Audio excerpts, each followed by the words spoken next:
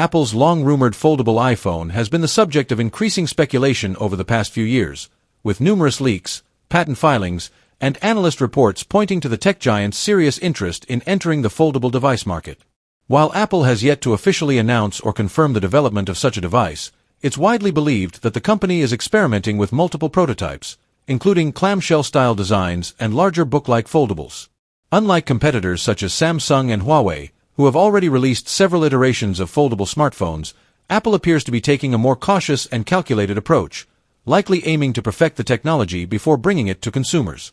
The foldable iPhone is rumored to feature a flexible OLED display, a reinforced hinge mechanism, and potentially even support for Apple Pencil input.